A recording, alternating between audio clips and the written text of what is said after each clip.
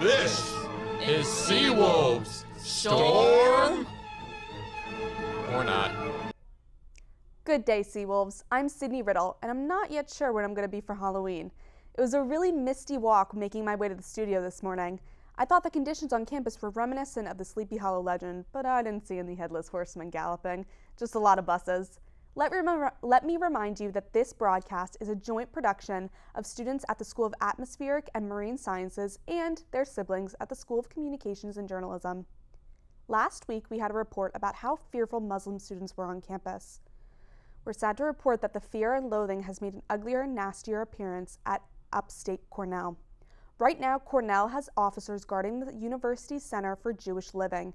This follows the receipt of a number of anti-Semitic messages on a website that, while not officially part of Cornell, is a popular and covers Greek life on campus. We can see one here. Gonna shoot up 104 West.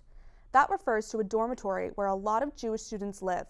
Cornell's president said, quote, "We will not tolerate anti-Semitism at Cornell. Threats of violence are absolutely intolerable, and we will work to ensure that the person or people who posted them are punished to the full extent of the law," unquote. And look at this tweet from Governor Hochul. This is a resounding throughout the entire Empire State. How often do we see the governor issuing a statement about college life?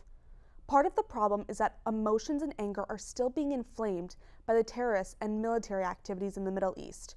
Our foreign reporter Christine Kelly brings us up to date. Israel expanded ground operations in Gaza over the weekend and launched hundreds of airstrikes against hundreds of Hamas targets, even as international calls for a ceasefire grow. The number of civilians who have been killed and injured is totally unacceptable. We press them to make sure to distinguish between Hamas and the Palestinian people, who Hamas does not represent, and the Palestinian people deserve to live lives of safety. White House officials have warned that a ceasefire might benefit Hamas. Last night, President Biden spoke via phone with Prime Minister Netanyahu, saying that America has Israel's back. But while the Biden administration holds that Israel has a right to do what it wants in war, it also says that Israel should prioritize the safety of civilians. Egypt says more than 20 trucks carrying humanitarian aid entered Gaza, but the crisis there continues to worsen. United Nations officials say thousands broke into warehouses holding some of those badly needed supplies, taking flour and personal hygiene products. Israel has also launched retaliatory strikes against Hezbollah in Lebanon and military assets in Syria.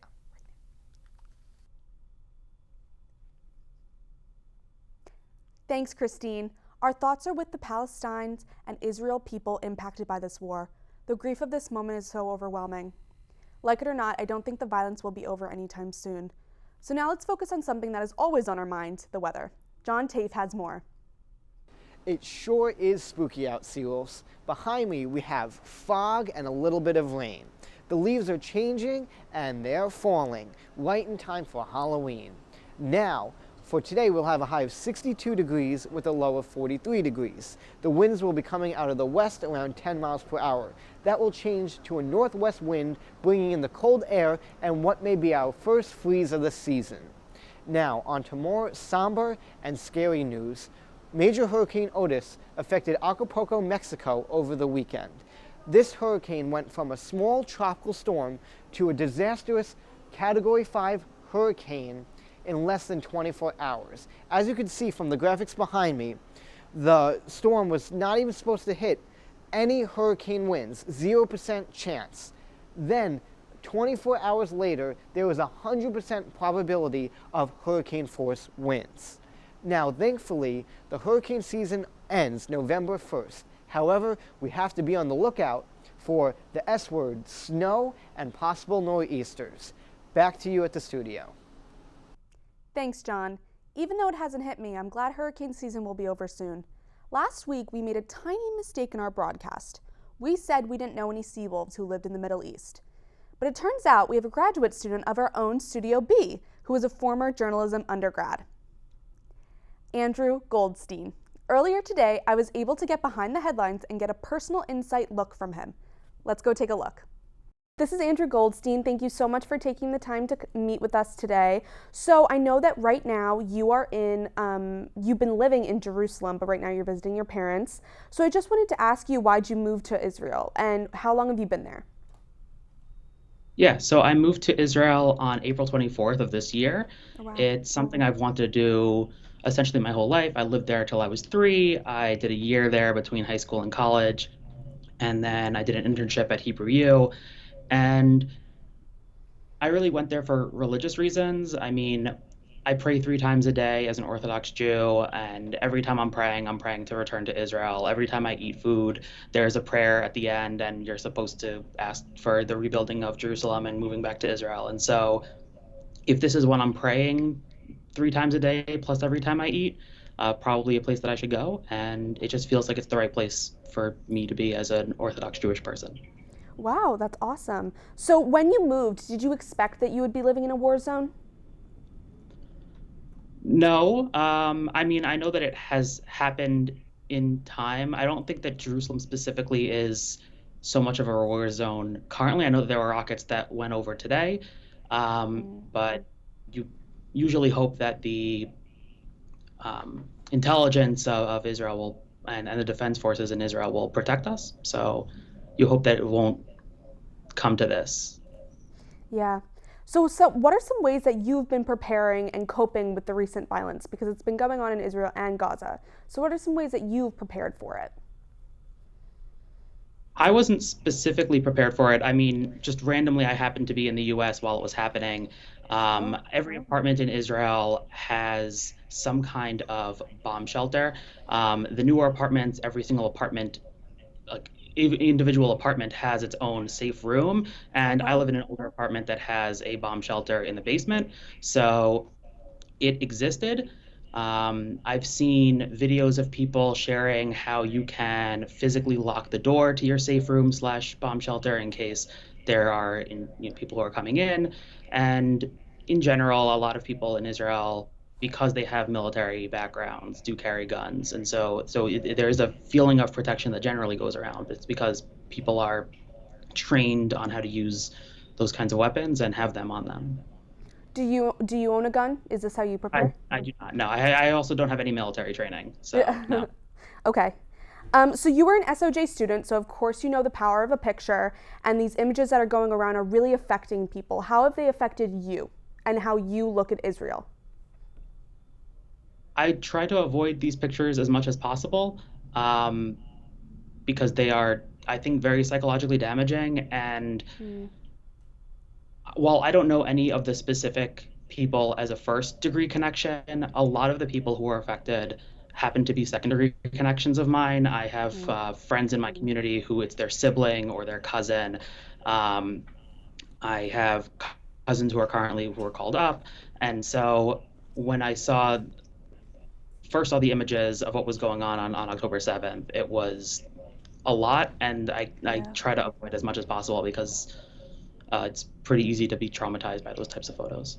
Yeah, no, I completely agree.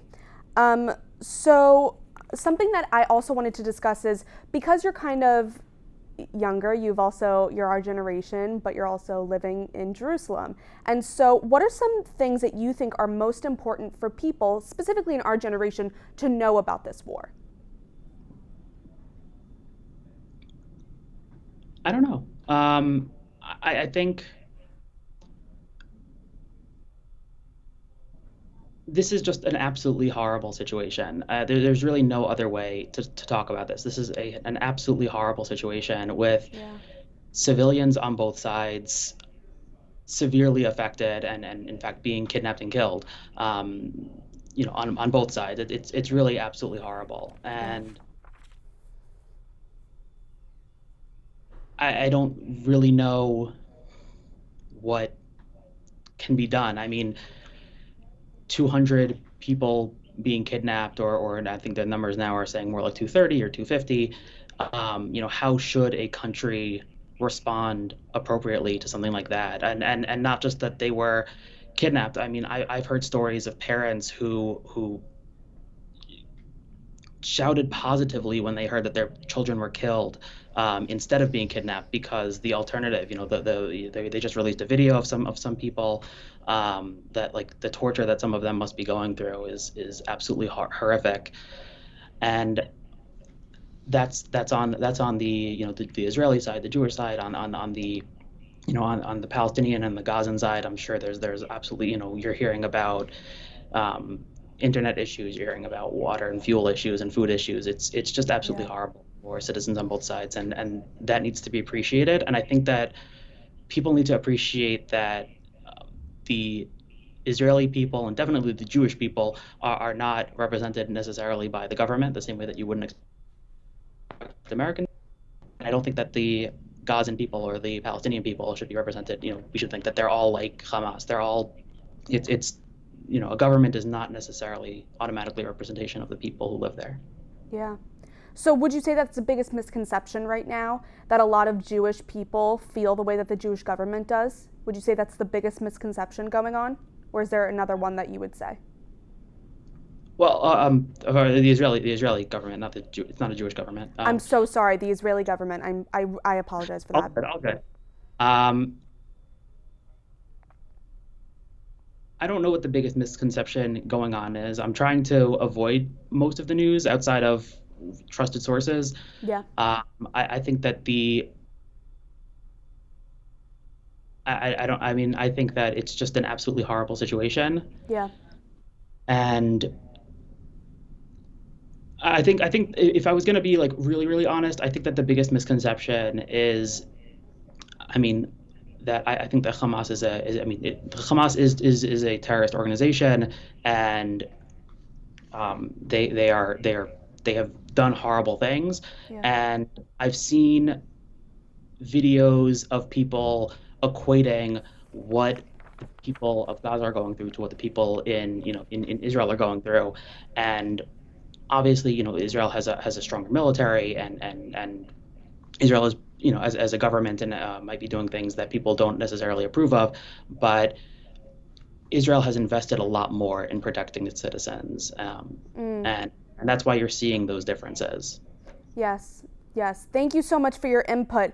I hope that in the future we will be able to contact you, because you are, of course, a Seawolf and you're living in Jerusalem during this horrible time, and I really don't expect it to wrap up soon, so we really hope that we could speak to you further in further broadcasts, if that's all right with you.